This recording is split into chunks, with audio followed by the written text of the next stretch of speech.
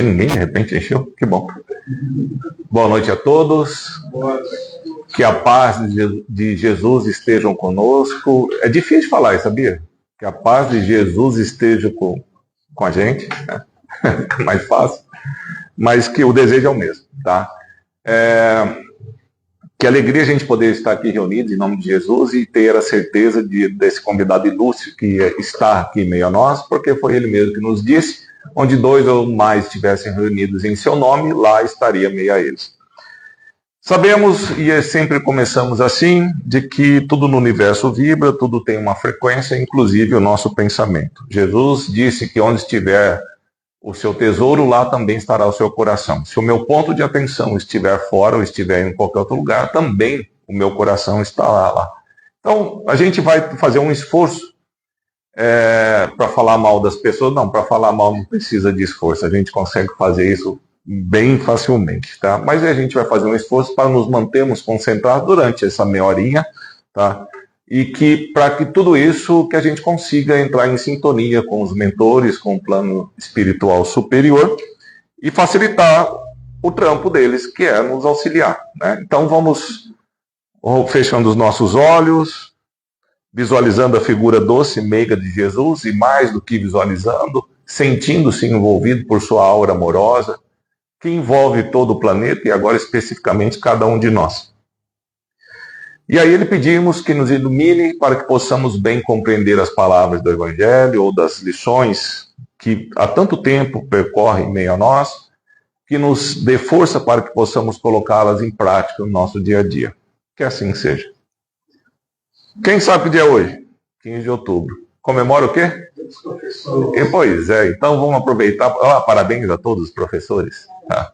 E vamos aproveitar para falar de um professor. Né? Do Hippolyte Léon Denisard Rivail, um professor que nasceu lá em Lyon, na França, em 1804, tá? E desencarnou. E um dos motivos de falar desse professor, além do dia, é que neste mês, tá errado aqui, o mês de nascimento. Tá? Na verdade, está escrito, ele tá invertido aqui. Ele faleceu em dezembro, tá? De 800 e... Tá tudo errado. Enfim. Ele faleceu dia 3 de outubro, beleza? Tá, acabou. Ele nasceu em 1804. O resto vocês esquecem que está tudo errado. Só para ver se você está prestando atenção. Tá.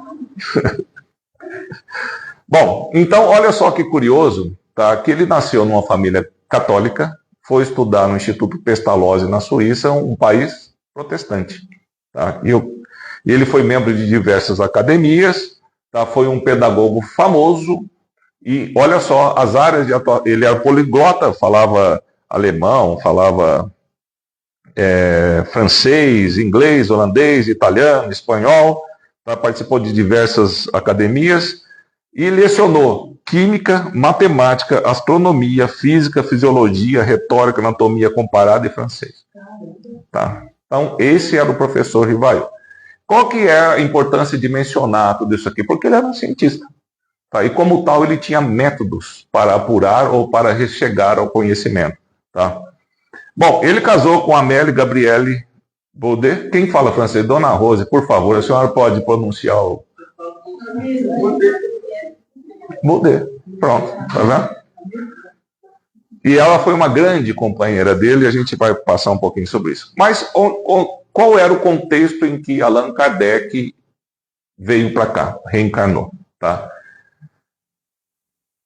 A gente estava saindo da idade das trevas, tá? Aonde se pregava uma religiosidade de uma fé cega. E veio um movimento para contrapor essa idade das trevas. Quem sabe o nome? Veio dar luz, jogar luz, iluminismo. Né? Então, falou, olha, vamos racionar, vamos trazer o raciocínio, a ciência a respeito disso. E vamos, porque o que aconteceu? Durante muito tempo, a igreja tomou conta da ciência e do conhecimento, e da religiosidade. Então, era uma coisa só. Tá? Depois chegaram um momento e falaram, vamos fazer o seguinte, você toma conta das coisas religiosas e a ciência toma conta da ciência, porque não está batendo. Tá? Aliás, nunca bateu, mas antes, quando falava que não batia, punha fogo, queimava, coisa do tipo. Então a gente tinha ali, anos antes, a Revolução Francesa, a Declaração dos Direitos do Homem, do Cidadão, o Napoleão Bonaparte. Depois ele se foi para outro canto aí, ele queria muito poder, muita dominação, mas teve uma nova Constituição, teve o ensino público, o Estado separado da religião, que eu disse aqui. E no final do século XVIII, progresso a Revolução Industrial. Tá? Manifestações artísticas e culturais como Goethe, o Victor Hugo, teve Mesmer na medicina e magnetismo, Laplace na astronomia, Ampère na eletricidade, Lavoisier, Pasteur na química, Pestalozzi na pedagogia, o Curie na onda de rádio, Darwin na evolução da espécie, Comte no positivismo e o Immanuel Kant. Tá?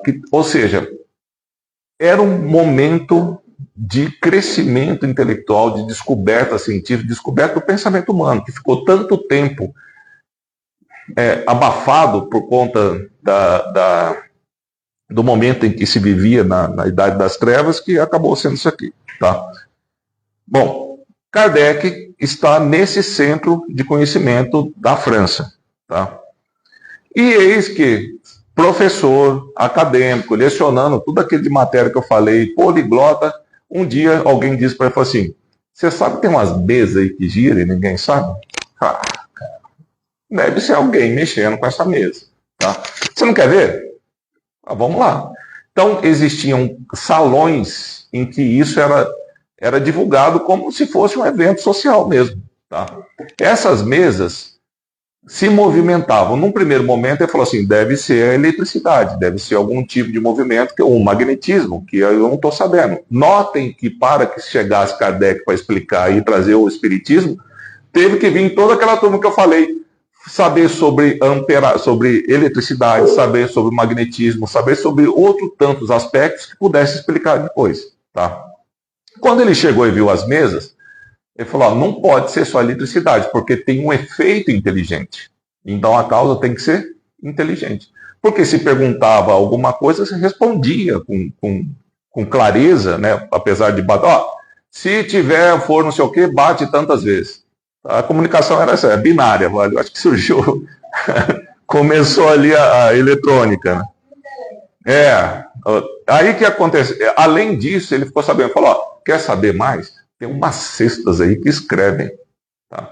Então, como é que era a psicografia de antes? Hoje se pega um papel, uma caneta, um lápis e vai escrevendo. Antes, não se entendia que era possível, através da própria mão, transmitir para o papel. Eles achavam que era alguém animava aquele objeto cesta, onde tinha um lápis amarrado, e eles iam fazendo. E era difícil, porque é uma palavra emendada na outra em círculo. Tá? Depois entenderam que era isso tudo está no livro dos médios, dá para aprender por lá. E ele falou, bom, eu preciso investigar mais isso, porque as respostas são coerentes. Estão dando resposta aqui que não haveria possibilidade desta pessoa que está escrevendo, ou da mesa que está batendo, de saber. Tá? Então tem aqui as mesas girantes, e na época ele falou, bom, eu preciso ter um método. E o método era de comparação, o método investigativo. Ele chegava e falava assim, bom, esse médium falou tal coisa. O médium não sei de onde falou outra coisa. Ele esperava, comparava e via aquilo que, aplicando a razão, podia ser ou não verdadeiro. Tá? Tanto é que, numa determinada noite, enquanto ele fazia... Porque saíam as revistas espíritas, né? E aí depois ele foi fazendo um compêndio disso. Tanto é que ele chama o quê, Kardec? O codificador. Kardec não é o criador da doutrina. A doutrina veio trazida pelos espíritos através dos médiuns. Ele, o que ele fez? Ele codificou. Então, o que é um código? Você pega lá o Código Civil. São enumerados um monte de leis que tem uma ordem. Pelo menos deveria ter, tá? Mas tem uma ordem que tem uma certa lógica. Kardec fez isso aí. Tá? Numa determinada noite, ele estava lá revisando as coisas, como bateram. Ele chamou a atenção dele, falou, mas o que é isso? No dia seguinte, ele foi numa sessão, tá? E falou, olha, existe, tá, um espírito que estava te chamando a atenção, que não estava certo o caminho que você estava indo. Tá? Falou, eu posso saber o nome dele? Falou, pergunta para ele. Tá? Então ele falou, olha, você pode me dizer quem é você? Ele falou, eu sou um espírito familiar seu. E para você me chamarei de Espírito de verdade. Não é Espírito da verdade, Espírito de verdade. Tá? E estarei com você durante todo o dia, durante 1/4 de hora, para te auxiliar nesse negócio. Guarda esse Espírito de verdade. E aí, Kardec, que já era famoso na área da educação, para não confundir e para sequer utilizar do prestígio que ele tinha para essa nova criação, ele adota o nome que ele teve entre os druidas, numa outra encarnação na Gália, que era Allan Kardec. Hippolyte Rivail, Denisard Rivail, passa a chamar-se então Allan Kardec, como pseudônimo. Tá? Então vamos lá. Se não tiver errado, e tá?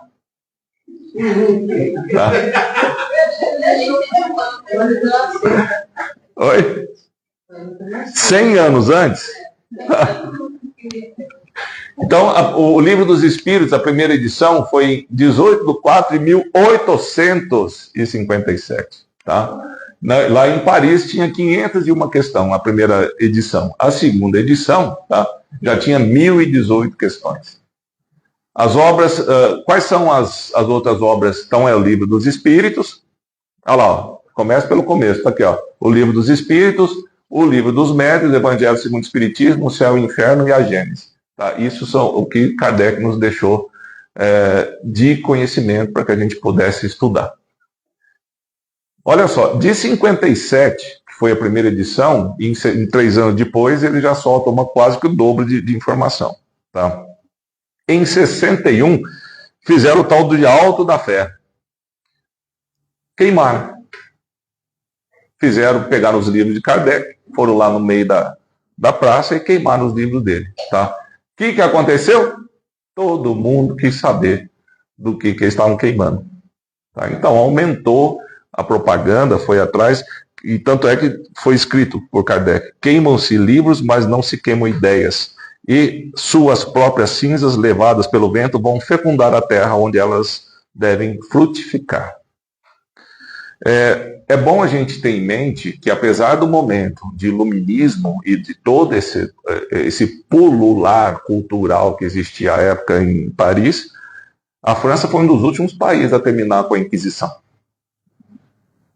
Tá? Então, imagina a coragem de um homem desse. Tá? Primeiro, fala, olha, você é de uma família de juristas, tinha certo nome, depois você virou um cientista, um pedagogo famoso, e você vai divulgar uma doutrina em que era contrária à religião dominante da época. Tá? E quando a gente faz um movimento provocativo, entre aspas, desse aqui, a gente sabe qual que é a reação que pode ter. Tá?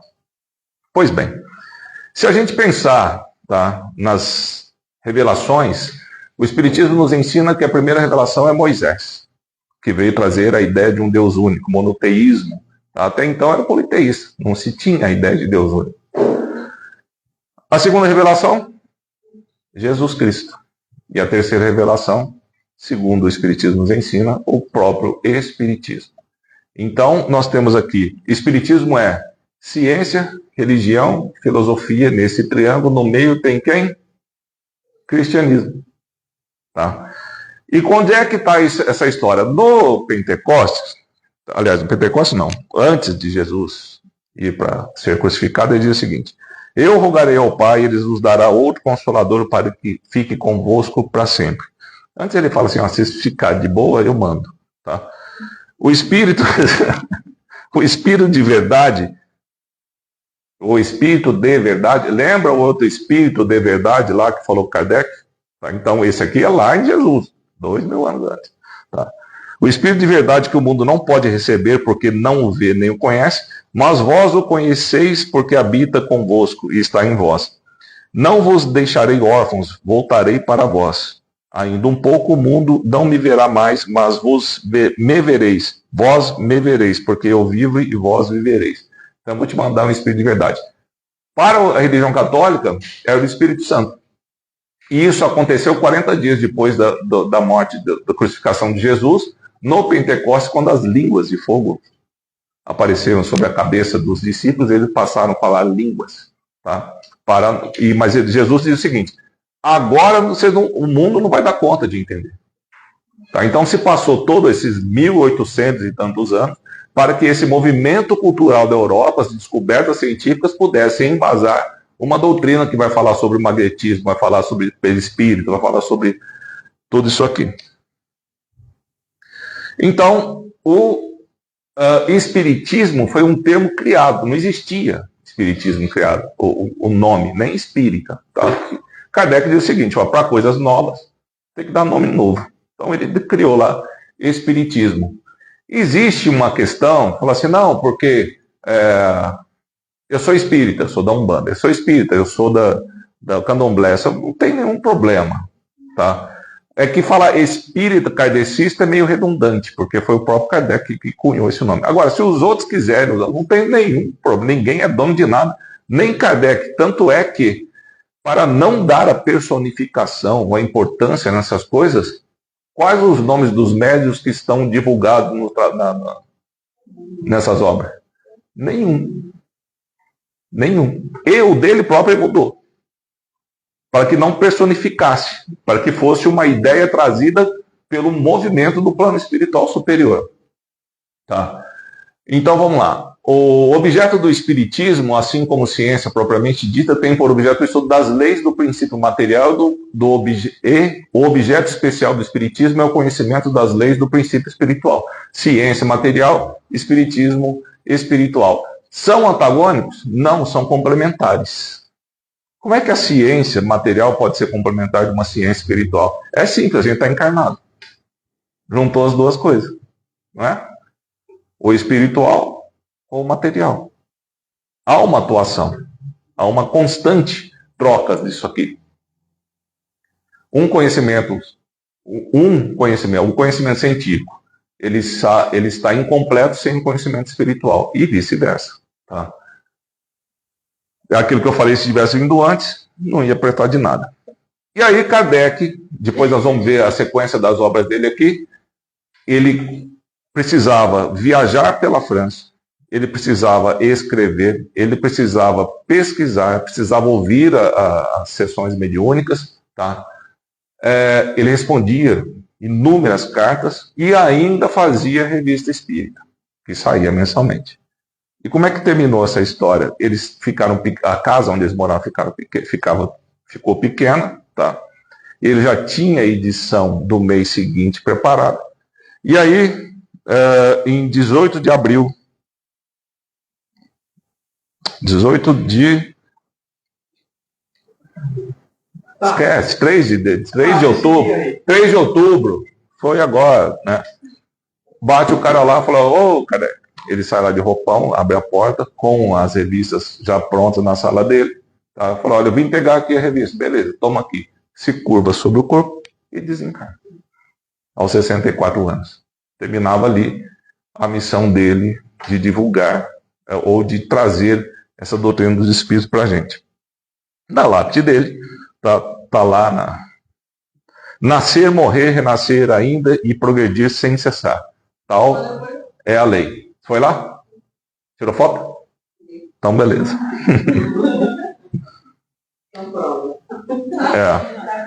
Então, vamos lá. Ó. Em 18 de abril de 1857, tá, sai a primeira edição do Livro dos Espíritos. É o princípio da doutrina espírita. Tá? Essa doutrina espírita, ou esse Livro dos Espíritos, você fala, eu conheço a doutrina dos Espíritos, mas nunca leu o Livro dos Espíritos, vai ser difícil. É fácil? Não, é possível, totalmente. O cara criou, mano. A gente só tem que entender. Só tem que ler. Princípio da doutrina espírita sobre a imortalidade da alma, a natureza dos espíritos, suas relações com o homem, as leis morais, a vida presente, a vida futura e o porvir. Olha só. Em 61, ele traz o Livro dos Médiuns. 57, ele solta a primeira edição. Em 60, ele solta a segunda edição. E em 61, ele faz outro livro. Livro dos Médiuns. Tudo com base em pesquisa, etc. Quem já leu o Livro dos Médiuns ainda é mais denso, um pouco mais difícil do que o Livro dos Espíritos. Tá? Kardec não era médium. tá? Mas ele aplicava o método científico para poder descobrir o que é. Então tem a ferramenta teórico-metodológica para se compreender uma nova ordem de fenômenos. Aquilo que é explicado por milagres, o livro dos médiuns vem explicar qual a razão e por que e como acontece. A explicação trazida para nós sobre o perispírito, que é a conexão do espírito com o corpo físico, tá? Tirou de letra um monte de coisa que não se explicava antes. 64. Tá? O Evangelho segundo o Espiritismo. Enfoca as questões religiosas, éticas e comportamentais do ser humano. Então, essa aqui é a parte moral. A parte científica é o Livro dos Espíritos. Essa aqui é a parte moral. Quem nunca pegou o Evangelho segundo o Espiritismo na mão? Todo mundo. E assim, é curioso, né? Quando a gente vai lá abrir, a gente brinca que, às vezes, o Evangelho segundo o Espiritismo é igual o catálogo da Avon. A gente abre só para fazer pedido. Né?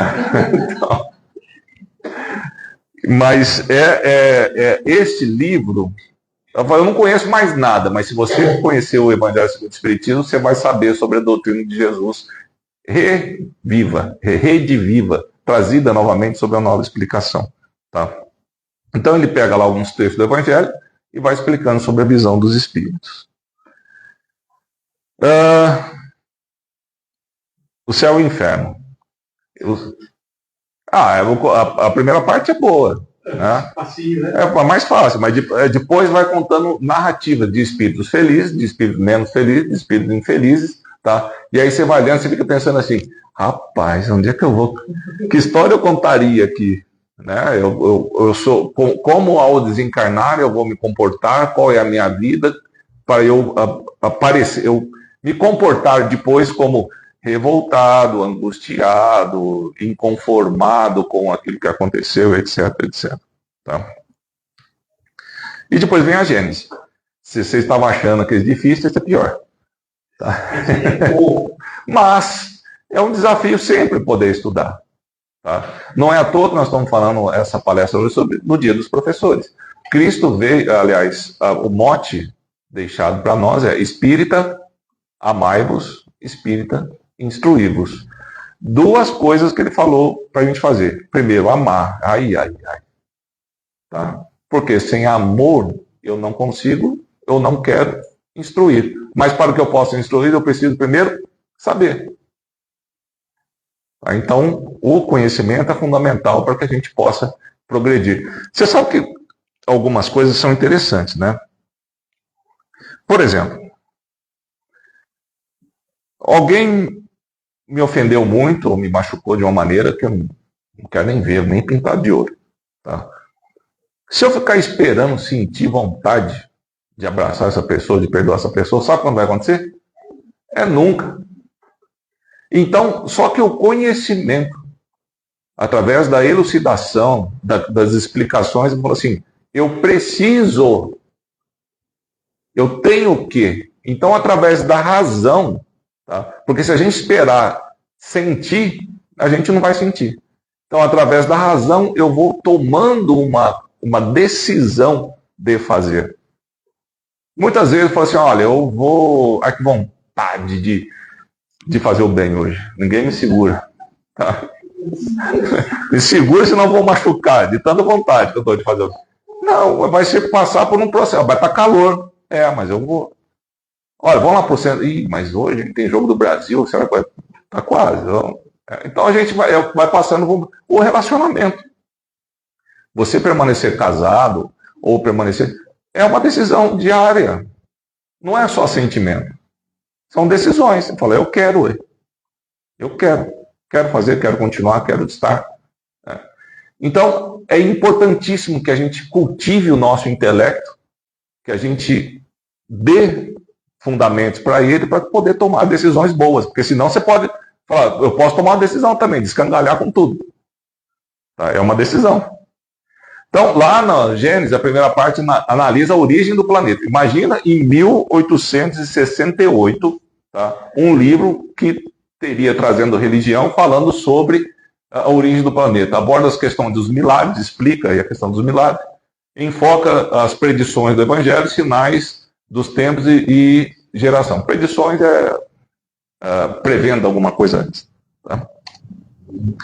Então, esse é o triplo aspecto do Espiritismo que eu falei, né? Que ele é ciência, que revela a existência e a natureza do mundo espiritual, suas relações com o mundo corpóreo.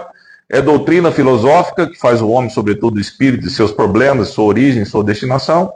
O Espiritismo é religião, porque ele religa. Religião quer dizer religar. Né? Então, ele busca de novo o contato. No meio desse triângulo que eu falei, está lá Jesus. Tá? Bom, antes disso tudo, antes de passar nos principais pontos, lembra que bateu, falou, quem é que bateu lá? Falou, não, é o espírito familiar. Quem é esse espírito familiar? Para você eu vou chamar de espírito de verdade, beleza? Beleza. Lá no Evangelho, trazido de Marcos, quem Jesus falou que ia deixar para a gente? O Consolador prometido, o espírito de verdade. Tá? Quando estava ficando pronto o livro Evangelho segundo o Espiritismo, Kardec se recolheu. Ele ficou fechado fazendo isso aqui. E não contou para ninguém, nem sequer o que ele está fazendo, nem o nome. Tanto é que mudou de nome algumas vezes, por indicação até do editor dele, que foi um cara ponta firme pra caramba, para poder topar. Porque podia ser incendiada a gráfica dele a qualquer instante. Tá? E de Bordeaux, teve uma comunicação um pouco antes com o médium Raul. Essa comunicação foi publicada na Revista Espírita de dezembro daquele ano. Tá? E é o seguinte: acaba de aparecer um novo livro, Evangelho segundo o Espiritismo. Uma luz mais brilhante que vem clarear a vossa marcha. Há 18 séculos, por ordem do meu Pai, vim trazer a palavra de Deus aos homens de boa vontade. Esta palavra foi esquecida pela maioria dos homens, e a incredulidade e o materialismo vieram abafar o bom grão que eu tinha depositado em vossa terra. Hoje, por ordem do Eterno, os bons espíritos, seus mensageiros, vêm a todos os pontos do globo fazer ouvir a trombeta retumbante. Escutai suas vozes, são destinadas para mostrar o caminho que conduz aos pés do Pai Celestial. Sede dóceis aos seus ensinos, os tempos preditos são chegados, todas as profecias serão cumpridas. Pelos frutos se reconhece a árvore. Vede quais são os frutos do Espiritismo. Casais onde a discórdia tinha substituído a harmonia voltaram à paz e à felicidade. Homens que sucumbiam ao peso das aflições despertados pelos acordes melodiosos de voz de além-túmulo compreenderam. Provações e expiações, eis a condição do homem na terra. Expiação do passado. Provações para fortalecer a tentação, para desenvolver o espírito pela atividade da luta, habituá-lo a dominar a matéria e a prepará-lo para as alegrias puras que esperam o mundo dos espíritos. Você sabe quem ensinou isso aqui? O espírito de verdade. Quem era o espírito de verdade? O próprio. É um espírito familiar de Allan Kardec. Então, quando a gente fala sobre espiritismo, nós estamos falando sobre cristianismo. O próprio Cristo veio trazer. Ler essa mensagem ditada por Cristo é de arrepiar. Tá? Então, a importância que se tem essa doutrina espírita. A gente já trouxe aqui algumas coisas. É como se nós estivéssemos em um quarto escuro, tentando apagar a luz disso tudo aqui. Se eu for passar para cá, eu vou bater num monte de cadeira. Porque eu não sei por onde seguir. Mas se acender a luz, posso até esbarrar. Mas ninguém vai dizer que eu não tinha visto a cadeira. Assim é o conhecimento. Assim é a doutrina espírita que vem nos ensinar. Trazer isso para a gente. Explicar que nós temos uma vida futura e o motivo pelo qual passamos pelos perrengues da atual. Está tudo nos 5 livros de Kardec. Basta a gente acessar. Basta a gente querer estudar. E uma vez estudado, não vai nos trazer a necessária evolução. Porque se a gente ler tudo aquilo e mais um pouco, a gente vai ser o quê? Sabido. Mas para que sejamos sábios, aí nós temos que pegar e ver o que Jesus nos ensinou e aplicar, junto com esse conhecimento. Tem aqui um monte das coisas de espiritismo, mas nós vamos pular essa. Tá? Basicamente, o Espiritismo é o cristianismo redivivo. Tá? Ele veio nos lembrar, trazendo um monte de fundamentos, que para solucionar os nossos problemas, nós temos que fazer com as virtudes. Aquelas que estão tão dormidas em nosso ser, porque nós deixamos elas preguiçosas, né? Não acordamos essas virtudes diariamente, para que eu possa exercitar essas virtudes, porque virtude também é treino, basicamente, né? Eu preciso trazê-las, acordá-las, e para que eu faça isso, eu preciso tomar a decisão de querer fazer. Tá? Porque enquanto eu estiver resolvendo os meus problemas com os meus defeitos, tá? Exatamente contrário àquilo que Jesus veio nos ensinar, como amar o próximo, oferecer outra face, perdoar. Isso são exercícios de virtude. Enquanto eu estiver fazendo ao contrário, na minha zona de conforto de espírito inferior, vou me manter na inferioridade. A gente está vendo, né, que tantas mazelas por quais o mundo está passando, de violência, de incompreensão, de intolerância, de um monte de coisa. E a gente só faz parte desse mundo. Significando dizer que em nós ainda existem essas matérias para serem tratadas. Tá? Então, nós precisamos nos aprimorar. E é no outro que temos a peça que falta para o nosso quebra-cabeça. Tá? Exatamente um dos mais difíceis é a figurinha carimbada que falta para completar o álbum da nossa existência. Ah, essa aqui não vai dar, não sei o que. É essa, está faltando essa para completar o álbum. Ao que você completar, lembra daqueles álbuns ganhando liquidificador? Então, liquidificador de botão, assim. Aí a gente ganha. Na verdade, é só o próprio crescimento, né?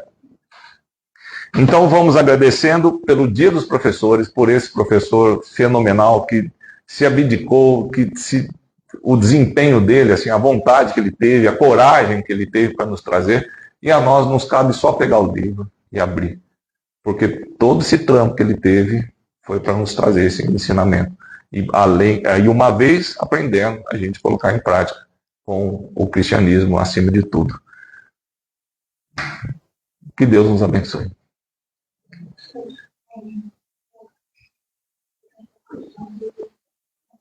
Oi? Pode falar, que todo mundo já ouve. Ah, tem revista para doação. Aquelas que estavam ali no canto. Tem uma revista espírita para doação. Tá?